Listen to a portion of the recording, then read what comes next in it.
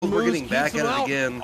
Week 3 of season 19. First 2 weeks obviously happening pretty much in the off season. This week we're going to have the trio, the dynamic, the three musketeers sitting on the desk once again. Myself, Mr. Rob, Hud. How are y'all doing tonight? I'm doing all right, man. I'm excited to be back here. Excited to be back talking about RSC, the league as a whole. Some exciting stuff that we got coming up, and I don't know, man. Feeling good. What about you, Hud? Much like Rob, I'm also excited to be here so much that I'm shaking my camera, so I'll stop doing that. But yeah, no, it's been a great first week of the season. League has been rumbling on. We had some great stream matches, and we'll have some more next week. And two of the three of us are not on teams right now, living that FA lifestyle. One of us is happy about it, one of us isn't. And I'll give you a hint, boss is happy about it. You betcha, buddy. You betcha. I love the fact that I get to focus on media stuff for this these couple weeks. Because let me tell you what, man, there's been a lot of work getting put in. But you did talk about stream matches, and I think that's the best way to get us kicked off here for week 3. Let's talk a little bit about last week's stream matches. We'll start off with Monday. We had Stagnant Snails versus Glacier Mint. And quite frankly, the scores were close. It didn't really feel that way. Casting it, especially with you, Hud, it definitely felt like the Stagnant Snails came out swinging. Yeah, that was a pretty strong matchup to start off our season, I would say. It was not a quiet night from the Stagnant Snails. We got to see a lot of really flashy highlight level plays from the whole squad, but in particular, we got to see one really excellent save that maybe if you were paying attention earlier, you saw me accidentally leave on transition, but there was this really good one, this really good clip. I'm gonna roll it now, and then we'll react to it afterwards. Here's the clip. I haven't actually seen this yet because I did not catch it. Out. Oh, what a save! What a save! Oh my goodness, Moose! Being a steadfast brick wall says no, not today. I don't care if I'm getting bumped. I don't care if you're putting two Nice. on. Moose is locked in We're on that taking first this. one. He counterattacks. There's only a And he takes it the other way, I guess. W Moose. That's why he's the fourth time. That is why he's the 4-time. He absolutely just somehow managed to come up with both those saves, spring them the other way, and turn it into a goal 4 to basically ice the series, the fourth game of the series, to take it 3-1. Like, it was just this monumental display, and I think my favorite part about it, boss, was the fact that we were getting live tweets from Direwolf in chat as it was happening. I think personally that was my highlight. The fact that like 30 seconds of just like consistent pressure was being applied from Glacier Mint, just trying to stuff it in there to equalize it or at least get closer and then potentially force OT and steal game 4, tie up the series 2-2. It was wild to see that it culminate with Moose two stuffs on the goal line dodging the bump. You could hear me in the mic there. I was just screaming into my mic because I didn't really know what was going on at that time. I was just thrown for a loop. And then yeah, he just counterattacks. I don't know if Glacier Mint was just out of boost at that point. Maybe they were just gassed and couldn't get back. Yeah. But the fact that he capitalized on the counterattack, took the goal, and pretty much sealed up game 4. I mean, I think we said it twice during the series. We were like, this team lives or dies by Moose's performance, and he definitely stepped up in a big way, for sure. He's kind of the guy. He's that guy. I mean, I don't have one chip yet, let alone if that man wants to share some of that hardware. Rob, do you have any stats on him? I mean, looking at it, I wouldn't have thought that was the case. He had less points per game than both of his teammates. He didn't particularly stand out statistically, but the way that they play and the way that Moose plays in particular, he's just kind of an anchor, right? And you put Chips and Skullsy, two creative, quick players around him, they can make a lot happen. And if Moose is able to hold it down while they're doing whatever up in the sky, some crazy passing plays, mechanics, whatever, He's just whatever got to they make all feel the saves on the on goal that line. day. Exactly. He just has to maintain control of the play, not let it get away from him. And as we've seen season after season, this team, they probably have better chem than anybody else in RSC. And there's an argument to be made that, I mean, are they the longest standing teammates that They've we've got to seen? be. or Like, at They least got to be up there. yeah, up there. yeah, We I'd had, be we had I'd be asked them. curious. We had talked to we got Chips in the booth after for an interview, boss. And I think he said that they've been Oh, playing for God. like it's been a solid year and maybe a little bit of change that they've been playing together consistently at this level. So yeah, it really is no shocker that they turn in the performances they do. I had pulled up some stats. I haven't sorted them. Do you know what the one metric a Dead Moose is on top of Master in? I don't He's actually the know. first name alphabetically in Master. So Oh my stats God. by W default, Moose. he's All the right. Dead Moose. I Number thought he was one. gonna have some like Number one, ESPN style, like alphabetically. like he's the oldest player to score this many goals and like 2 assists per game. Nah, bro. Probably Just is. his name starts with an A. W Oh Moose. God.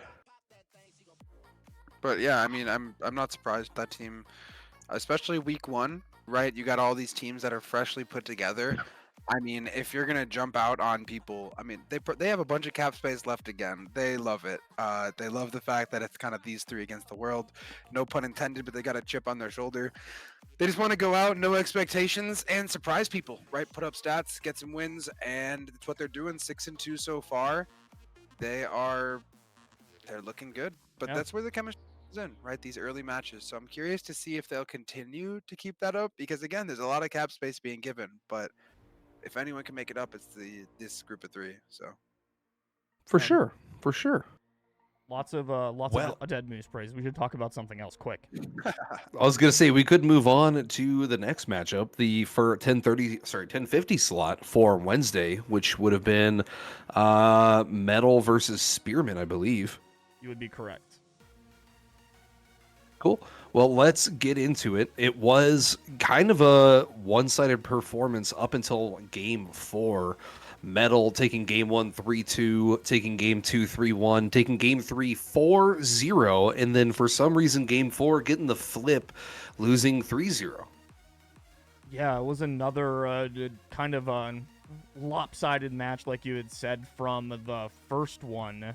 Or no, Spearmint Metal was challenger on Wednesday. Let's look back further here.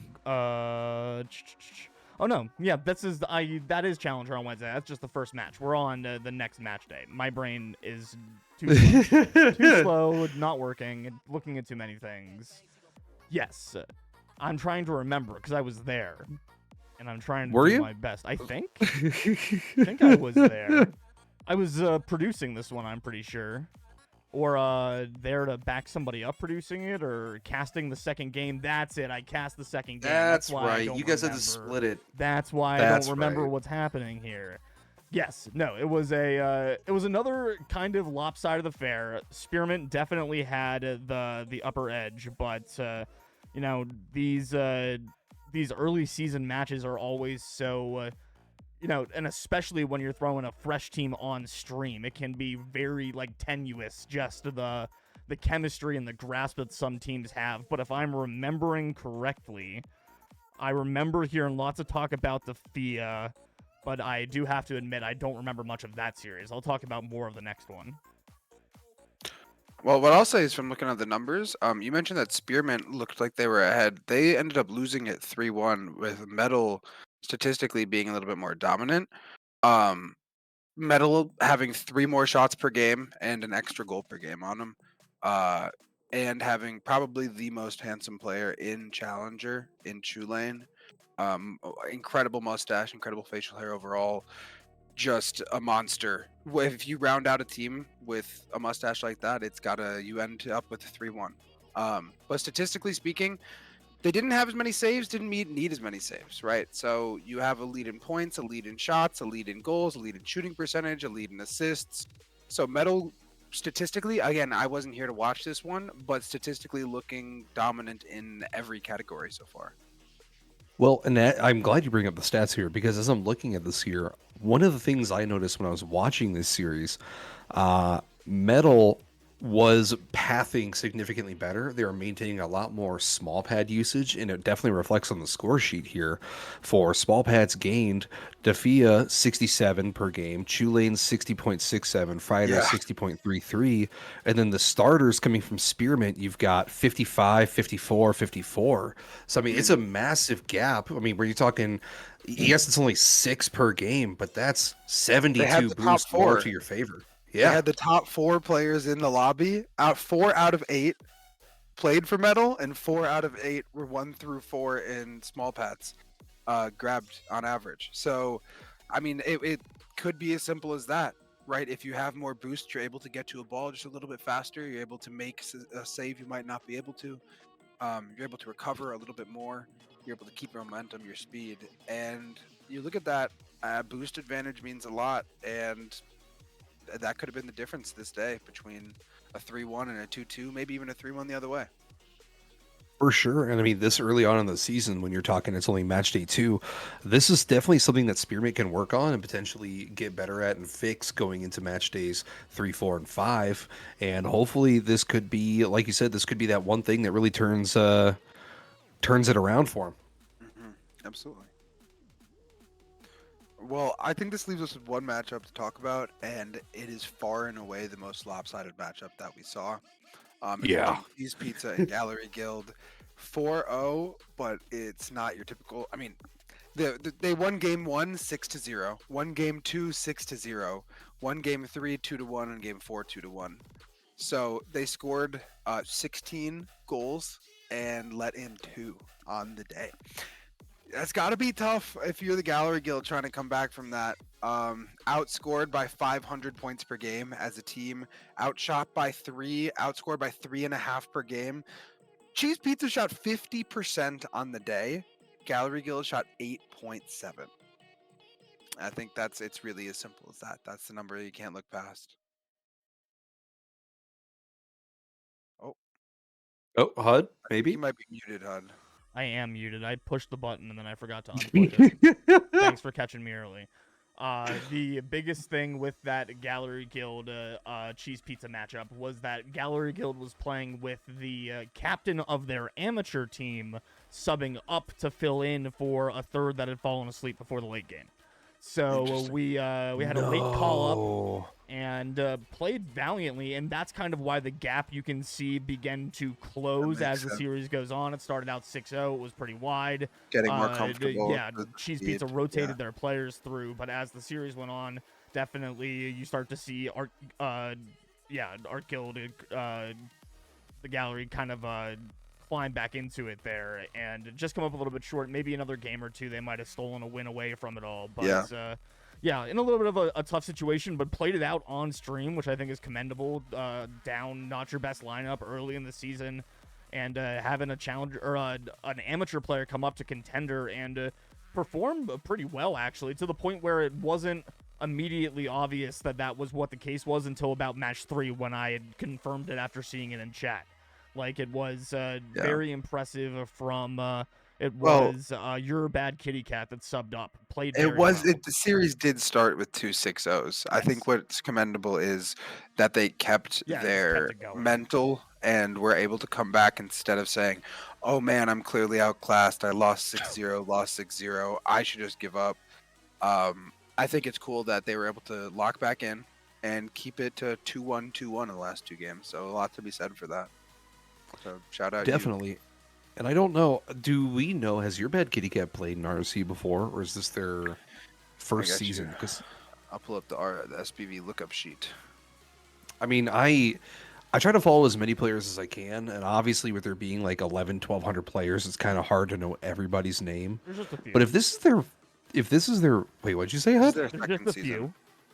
This is their second, so their second season in RC. And they subbed up to Tendy. Like, that's a lot. That's a lot to ask out of a player. And definitely to make those adjustments, like Rob's saying, and not give up. I mean, that's big ups. Big ups, for sure. Yeah, last season they had an 18 SBV in AMI in 23 games, but subbed up to contender for 8 of them and had a 20 SBV. So maybe they actually do better once they get more comfortable with that higher speed. Statistically speaking, they're a better move 'em to contender 10D. player than AMI Numbers players. report quick. Yeah, get 'em up, get 'em absolutely, up. absolutely flip this from being this like awesome thing to being like, oh nope, we're gonna promote you. Sorry, Bury you're 'em. too Yeah, good. right. Bury him to 10D. Oh god. That's just how it goes sometimes. Well, I mean that. I don't think there's a whole lot more to talk about, really. That kind of covers the major storylines going there for previous games. We can really just go ahead and move on to what we've got scheduled for upcoming this week. See Nobody saw that. here. Oh goodness, everybody loves that clip, but we already saw. I just wish I could click Uh, better, you It's know? I just everywhere, wish I man. could click the buttons better. It's a just good clip. bad. Shout out Moose, man. Hey, it's a good Great clip, save. undeniably. So Monday, the 10:50 slot, we're gonna have an amateur matchup: Bunts of Steel versus Cathilla, and then the 11:30 slot will be veteran. That'll be Banshees and the Guanacos. The Guanacos, what a team name. 100%. Yeah, someone tell us if we're saying that right. No, we I have the no idea. mics. They can't We tell us do? anything. Oh, fair enough, man. Good call. We're in Guanacos charge. it is, man. Love it. I'm with it. Oh Use the man, power. that's I was like, Cathilia's definitely, that sounds like a Mythos team. So, Yeah, it absolutely- you know, it is. just anticipating seeing Mythos teams do Mythos teams on stream. Or Mythos team things on stream. Oh goodness. So, taking us straight into this matchup, Bunts of Steel, right, 6-2 right now, 49 team SBV. Cathilla 4-4 right now, but with a higher team SBV at 55. Thing that jumps out to me right away, I go look at the RPV sheet. Number 1 in all of AMI is Rinny Boy on Bunts of Steel, currently with 101 IDR and a 70 SBV at 6-2. 3 MVPs, has 1,000 more points than anybody in the tier, 517 points per game. It seems like this player is kind of running away with some things right now. It is only week 1, so it could be matchup based, could be getting a little bit lucky, right? Maybe teams just need a minute to adapt. But going straight into predictions, you got Bunts of Steel with a better record. You got Bunts of Steel with who right now appears to be the best player in the tier. Feels good. They usually are. They got some great coaching over there in the Mythos, but I got to go Bunts of Steel right away, 3-1. I'd have to agree, and it's not just because they have the best player in the tier. They've also got some pretty good supporting cast here. Because like Casca Reborn, obviously he's won a championship. He's been there. He's done that. He knows what it takes to grind and help I out didn't his know if that team. was obvious. I did not know that. So that is important to mention for sure. Yeah, he's for sure. He's a chip winner. They actually got to the finals last season with him on the team as well. He almost went back to back in his first 2 seasons. So Okay. big shout out to him. And I got to agree with you. Bunts of Steel really look like they're gonna probably walk away with this 3-1. They also got Kitty Meow Meow 360 on the team. And with a name like that, you gotta be so locked in. Oh my goodness. The 6-2, they got the other 3 MVPs, man. I knew it. Kitty Meow Meow 360, dark horse pick for MVP early. That's not true, but nice name. Best name for sure. I mean, second place in amateur in terms of goals isn't bad for Bunts of Steel. You've got the leading goal scorer in Rennie Boy with 13, and then another one up there in the top 10, Kitty Meow Meow 360. Just talking about him with 6 goals. So you know, they've got the ability to sling the ball around the pitch a little bit, and I think it'll definitely be a good. We haven't had amateur on stream yet this season, so good to get them on for the first time, and then when we get to look over at the challenger matchup, we'll have another pretty that is challenger, right? I'm not just talking out my butt. Can I read? No, that's wait, Veteran. which one? Yeah, the next one, vet. I can't Yes. read. Banshees versus Guanacos, whatever it was. Another tier that we've not had on stream yet this season. So another what looks like should be a pretty good matchup, a 5-3 team and a 4-4 team to square off right after that AMI matchup. Both with pretty positive SPVs too. You got a 60.1 for the Banshees at 5-3 and a 51 For the team that starts with a G, Guanacos, whatever, man. This is But the herd, right? These are the alpacas. yeah, Yeah. Yes. Yep. All right, Yep. let's there's do a whole some lot of Googling those. here. We're gonna get to the bottom of this. But that said, if we're gonna be looking at statistics for our predictions right now, Banshees currently have 2 of the top 3 RPV players in veteran. Legend with 100 IDR has a 92 RPV, and Dribbling Penguin with 111 IDR has a 91 RPV as well. So they are apparently just extremely locked in, performing at a really high level, at least together. And their third player, it's got to be down there if the average is. Oh, they have 4. How have played so far? Oh, Steady. Steady's awesome. I know that dude. He's gonna be a great low salon vet this season. He has a 51, and Angel, who set the demo record, is down there at a 40, but still 5-3. So that team, if you got a couple really solid players, it seems like to go with Steady and Angel, I think they're gonna be good. They might be a team to look out for this season. 5-3 right now, but could probably make a run at some point. I wouldn't be surprised. What do you think? Who do you think is going to take away the series? I gotta double check exactly who's on the Guanacos. No slouches either. 81 SPV, 75 Galaxies, Commerce. Corners, Oh, Commerce. Nizzle, Corners? please, That's gonna be a meme. and yeah, my bad. Anyway. Just can't not do it. Yep. And Nizzle, please. So, yeah, I mean, you got 2 really solid squads, but again, 2 of the top 3 RPVs on one team. That's pretty hard to bet against. I would say I'd probably go Banshees 3-1 though. Nothing too dominant, but I think that they're probably gonna start with a lead here.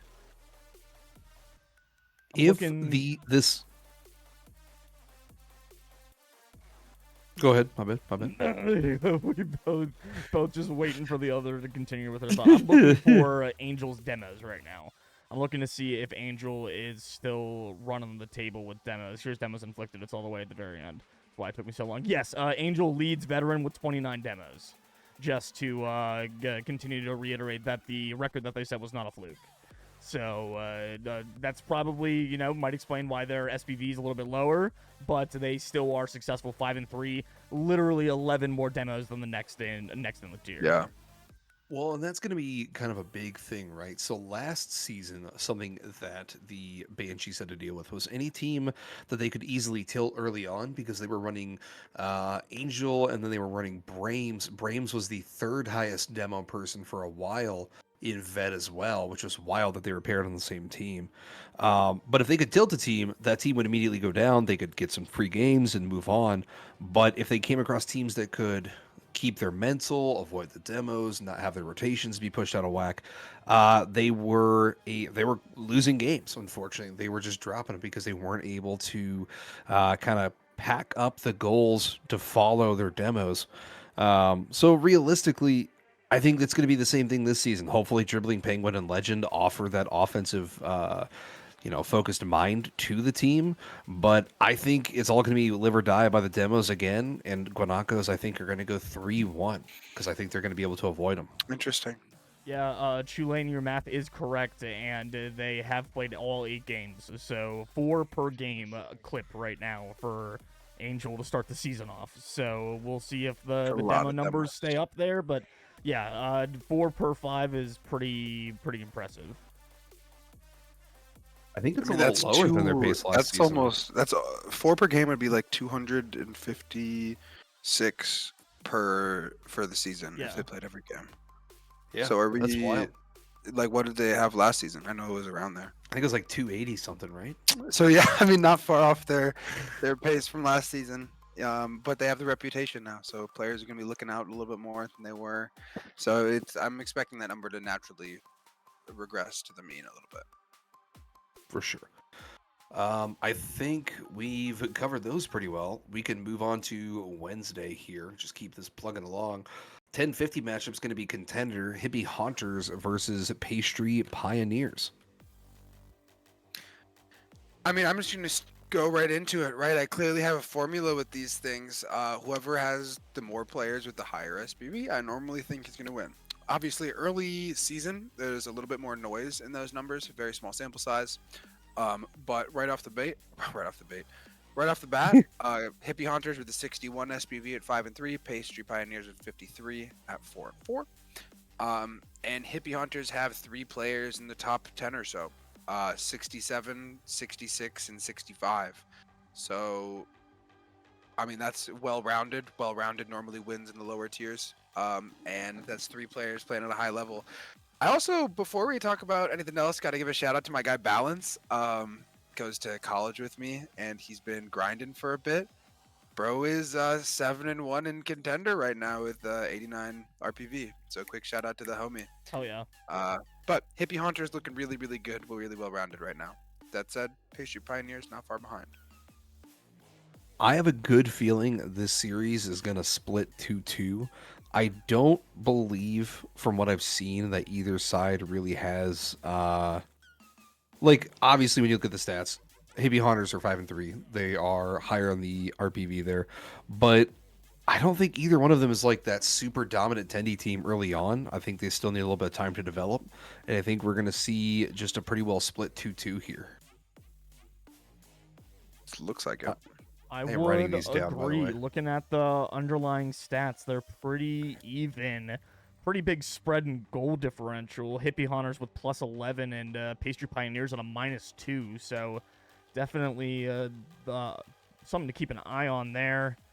Opposition goals, obviously, by nature of that, are going to be a different 10 for Haunted Hippies, 24 for Pastry Pioneers. So it's definitely, it'll be up to the Pastry Pioneers to try to make sure that they don't let the Haunted Hippies get hot and to start shooting, because that definitely is going to be where they start to crumble. Let's see if we can't pull up some of these individual stats. I have to click through things and read. What a difficult thing. Well, while you're pulling that up, Chulane just asked if we do questions from the crowd, and I would say, why not? He asked how we feel about starting 3 versus full 4 rotating equal in the roster this early in the season. You guys mind if I take the lead, go first on this one? Go ahead, Please man. give us your Go ahead. thoughts, Rob. Yeah, so Chip says starting 3. I also agree. Having a starting 3 is good. I think that more than anything, it's good to have direction. If you have, on a lot of my teams, there's kind of a clear starting 3 and then a 4th who has a ton of potential. And this 4th, you can just provide a little bit of direction along the way, a little bit of pointers here and there, and then they're just one puzzle piece away from putting a lot of things together. Or even just having someone who brings a lot of energy, helps the team remain focused, helps the team remain positive. I think that there is a more beneficial role to a 4th man who can really help out the entire team than not having direction with your starting roster. That said, if somebody is good enough and surprises you, it is only a good thing to have a lot of talent on a team. I think I've got to agree with you that the 3-man lineup is significantly more important, or I guess beneficial, the longer the season goes, because every game matters when you're building chem. Like when you're trying to build a team and you want them to be at their peak ability to compete at the end of the season, you want them to play the most games possible together. And quite frankly, yes, you can grind ranked with your starting 3 and you can sit there, it's not the same. It's just not the same as competing with RSC folks and finding out what play styles work in your tier. So you want to get your main 3 guys playing as many games as physically as possible together. And Rob's right. As long as you're forced at least a talented person who can maybe be a microwave, come off the bench and provide some offense, it's definitely not a bad option. Yeah, and then I'm going to come out and be the dissenting opinion just because you both have agreed with each other, and this is also how I feel anyways. But my stance with this league always has been that, and I guess my answer to Chulane's question is it depends on the team. If you've got a team that is looking to maybe focus on the vibes a little bit more than they are, I hate how the glare on my screen makes it look like my eyes are wide open. Sorry. When you've got a team that's looking to vibe and have fun, and maybe the emphasis on the starting three being so locked in is a little bit diminished. Personally, I've always been a big proponent of the for fun nature of this league, which again does not take away from the competitive nature that it also can present. But sometimes it's nice to have everybody in. I think especially at the lower to middle tiers, rotating can be very good for getting players just comfortable to the concept of rotations, because then you don't allow people to develop habits that come from playing with the same people all the time. When you're developing a contender player, you're trying to get them up, giving them a little bit more opportunity to see different looks within a team setting, I think can only be a benefit to that development, which, I think is one of the beautiful things about RSC, and one of my favorite things, and it's why I talk about it so much, is that, it's so easy to come in as somebody who knows nothing about how to play Rocket League competitively, and completely have your perspective flipped upside down by just learning how to rotate. And then I've seen so many players go from amateur and just shoot straight up because they have one person, like you said, Rob, you just have to have one person to show them that key to unlock it all. And my personal opinion has always been that learning to play around other people at a developmental level in Rocket League is only going to benefit you in the long run. Yes. I don't think that was necessarily the opposing side. Yeah, I think it's just a different perspective, not necessarily the opposition I think, one. yeah. I don't even think that it is. I think that the question was, is it good to have a starting three? Not is it good to start the same three every That's fair. game. And so I think that there's a lot of value to knowing who your starting three are, not necessarily starting them every game. So I think that everything that you say, I 100% agree with, but I still think that the most important part of that is that developmental player being honest with themselves and understanding that they might be a step behind. And you know what? If you can understand that, then you can take in so much information, because everything becomes a learning opportunity instead of trying to keep up with a pace that you necessarily aren't. Oh my goodness, Tulane. Not even backtracking. But I think that it's a difference between understanding who your starting three are and starting the same three every game that I wanted to slightly clarify on my point. I agree with everything that you said, though. Yeah, no. When I still was able to run teams and not just getting kicked off of them all the time, which I've realized there might be a correlation there. I realized why I never got cut before is because I decided the cuts. But I was always a big fan of, especially if I was a captain on the team and I did feel like I was that step behind, kind of setting a starting three and then letting them run until they lost. And then if they lose, maybe reevaluate, but not always necessarily make a change going into game two, just kind of using that free flow of not having anything be rigid, but still allowing yourself a little bit of that same flexibility. I don't think there's a right or wrong way, and that's kind of my fence sitting. But I think that there's definitely an argument to be made that if you want a team that wins, having a starting three is going to be like having a firm starting three and then a rotational fourth will almost always win out over the opposite when you're getting down to it. You know what I think, fellas? I think we should talk about this fourth fantastic matchup. Yeah, let's do it. Let's do it. Thank you, Chulando, for the question. And I think that in the future, like, if anyone has a question like that, feel free to toss it in chat. We might not talk about it at that exact moment. We should think about making. Maybe I'll put that in the tickers going forwards. I can do that because then people won't come in the middle of a conversation that's completely off topic. And not know what we're talking about. So it's fine. We continue to run it. Okay, next matchup. Elite Cirrus, who are 4-4, 53.9 Team SBV. They're going to be going up against the Anglers, who are 1-7, 38.7 SBV. I'm not going to get into it too much because while I was looking at these stats for these teams, I'm just going to have to go ahead and send Cirrus 3-1, and I'm just going to have to go that route. Yeah, I'm going to have to agree. Cirrus not coming out too hot. they're going to be a nice 4-4, right? All 4 players on their team with an SPV between 48 or RPV, sorry, between 48 and 57. So all of them very well rounded. None of them really proving to be a weak point at all. But also nobody really taking charge. My buddy Renuku's on that team. He's a tier max. He's very mechanical. Double promo from Rival to Elite a couple seasons ago. Has had a couple 70 plus RPV seasons.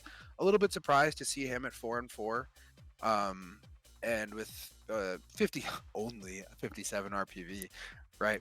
But he's really good. Only. And so I think you might see the team that they're playing right now is 1-7.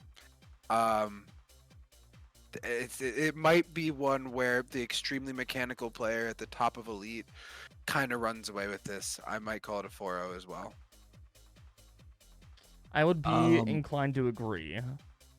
The Anglers are a GM team, which I've found that if you're not named Dead Moose, doesn't sometimes indicates that they're a team that exists more because the GM wants to play more than the GM wants to win, at least in my own personal experience. But Dead Moose has sat him, or not Dead Moose, sorry, Dead Moose on the brain. Reverse Fridge has sat himself for half of the games. He's 0-4 in the ones that he's played in, so, that's always something that kind of pops up. But I think just a lack of scoring really is what's keeping the Anglers from being a little bit better. They've got a grand total of, quick math, 11 goals between the 4 of them on the roster, so not a great start through the first 2 match days, and definitely not enough to keep up an Elite. So we'll see if they can turn it around. But I'm a big fan of them playing on stream, even though things haven't necessarily been going well. I am too. There's no way it can go any worse than it already has, right? It can only. There's no way it can be any worse. And another thing to think about is here early season, the roster that exists right now for this 1-7 team could be a totally different roster by Wednesday. It could, yeah. My man, Absolutely. I love that I was like, hey, let me not go into the stats and let me just throw out my prediction No, because we're I gonna know talk it's going about to be it. extremely lopsided. We're going to talk Gotta about bring up the point, though. I think it's important to mention. No, it's fair. It's fair. I get it. Oh, God. But I think we've kind of clearly wrapped up who we're going to be watching this week for the stream matches. So now we can talk briefly a little bit about this franchise fight night that we're trying to get going on here. For those of you who were in the know, we were trying to do it last Friday, this last Friday, and then Epic decided to do server maintenance the day we were doing the event. So what would have been a fantastic lineup with an Elite and a Chally matchup on Friday had to be postponed. We're shooting for this Friday. It will be casted by myself and Mr. Hot. Are you still doing it? Are you still casting? Probably. And I know Taslian said he'd like to produce, so we'll probably have the same roster we were looking at before. I know the 2 franchises want to get Vet or Rival also involved, so it can be a 3-tier battle. This is more so just for Pride this time around. It's not going to be in lieu of standard matches, but it will be kind of a fantastic breakdown to see which franchise is playing the hardest for Pride.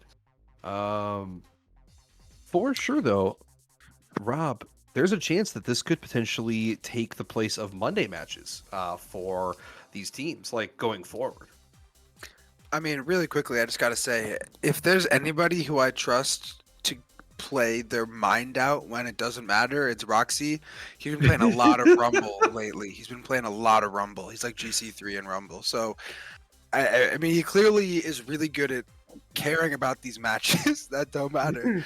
this franchise thing, he's probably gonna pop off. But anyway, you mentioned this might be taking place of streamed matches on Mondays, or what were you? No, so what I'm talking about, so since the main center 4 are always scheduled to play franchise to franchise throughout the season, it could, in theory, and we're talking about potentially doing this, where a team moves its matches when it would normally play from Monday to the Friday before, play on stream. We get 2 or 3 matchups on stream, and then you can get 3 done, and the next week you have a light week with only 1 matchup. That'd be really neat. I think that's a good idea. It's kind of like having Thursday night football. right? Where it's just kind of diversifies it, brings out people. Oh man, it's gonna be a whole week until we have RSC matches.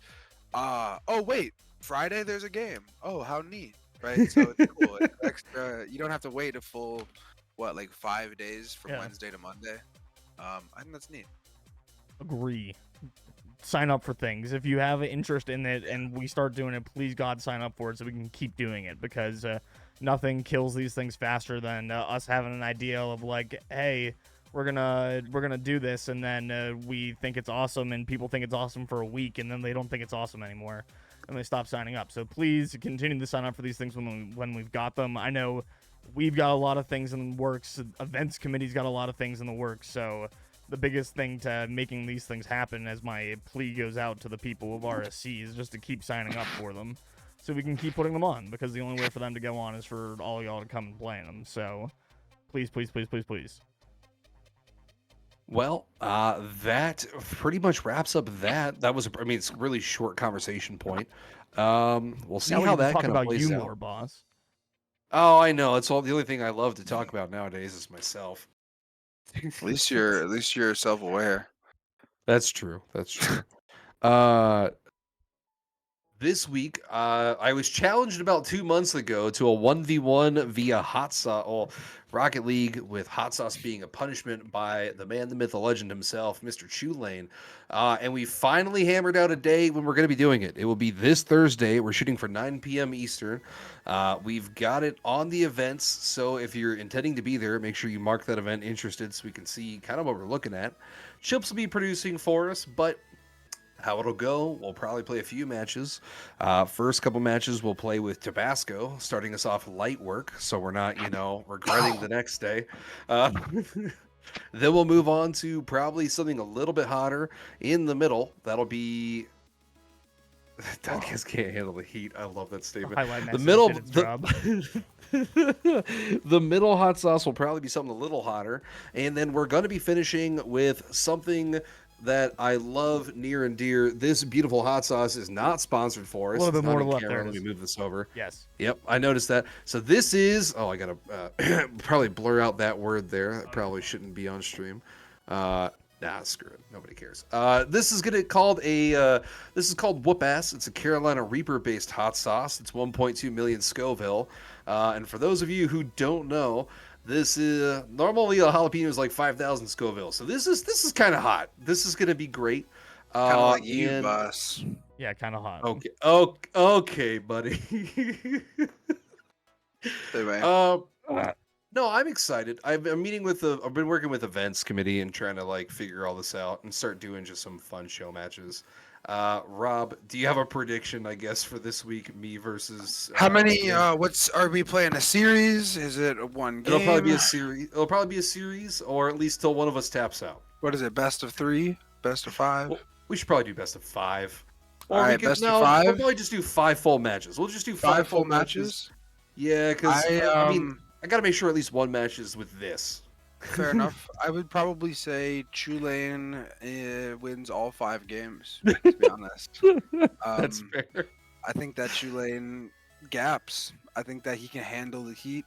I think he's a spice master. I think he has the mustache to end all mustaches. And Chulane, I mean, hey, boss, you're a great player, but you're up against arguably the greatest of all time, right? True. This is the Wilt Chamberlain of our era. And I think that Chulane just takes you probably 3 goals per game on average over you in a 5-0 series. That's fair. Chulane's I do been gotta a say he's secret got ones main like this entire time. he's got like top 3 stashes in RSC history. Like it is a beautiful He's stash. not 2 or 3. Definitely up there. What can I say, man? Oh god, I think it'll be great. Chulane messaged me though, and he goes, "Oh, I didn't really realize we were going to go through with this, because he apparently is not a hot, he is not a hot sauce guy apparently. So this is going to be, this is going to be great." On, huh? Yeah. Chulane Yeah. underestimated your commitment to the bit, boss. Well, and like, it's a hot sauce. Like, don't get me wrong. Like, this is a really hot sauce. But Chulane, I'm just telling you, my man, this right here, Holy bad. shit! I'm He's probably locked gonna in. die later. Yeah, He's just locked in. later. You're not gonna die right Actually, I now. don't think he's gonna How be does able that to make feel it right back now? to How are you doing? the, How does that? hospital. Please It is talk us on through fire. this. It was a terrible decision, Yeah, but how we're are gonna you plow doing? through this. You just want to get off the air. You're like, please God, don't make me stay on Oh, here. But God. joke's on you. I have control. Yeah. No, he has to leave. Is there? I guess is there anything else outside of what we've covered today that we do want to talk about? Yo, I can't believe that you're still talking. You just shot that straight. Did you touch your tongue, or did you just Locked pour it down in. your throat? He's locked in. It touched the tongue. Are you drunk? Like, what's? I'm No. just absolutely floored by your lack of a reaction to that hot sauce. But what I've do I been know? putting this I guess you're on from my Louisiana, aren't food you? You're from periodically for the last like 2 years. the South. Okay, so he's been training. Oh, I would also like to make the point that Tulane has played games in veteran, whereas Boss has not. Therefore, Ooh. Tulane is better. Ooh, true. I just know that Tulane, when we get to this last bottle, he's gonna be playing lights out because he knows that the minute one like drop touches his tongue, he's gonna be like, "We're done, tapping out." So I'm gonna get scored on probably like 30-0 when we finally get to that hot sauce. Well, hopefully Tulane's one's game can stand up to the test. I'm not envious of either of your positions, to be frank. Drinking hot sauce or playing ones, Yeah, two of my least yeah. favorite things. So Could be playing Snow Day. I think you Could be actually worse. you should do that. You should play Snow Day, and Ew, when you do this, Oh, Snow Day ones, got it. He said, "I won't tap out, but I will cry." Oh God! All Gotta right, get well, a face cam reaction on it. That's it. But anyway, we will. Boss, take us We away. will be live on cam. I don't know if I said Okay, that. Well, okay. yeah, I I, would hope I so. wasn't sure about the cam part. that's kind of No, I don't know if I said that's that. that's That's kind of my bad. integral to this whole thing Nice. being. Well, I entertaining. agree. I agree. Yeah. That's Okay, fair. we're locked Because in now. otherwise, it's just watching Boss play ones, watching Boss lose Oh. to 2 lanes in a ones match. Well, one more time. There you go. When There is you it? go. That's And right. when, where, and take us away. Well, this has been week 3. Rob Hud, fantastic guy on the desk tonight. We're going to go ahead and wrap things up here, and we'll see you guys again next Sunday. Same bad time, same bad channel. Peace. Bye.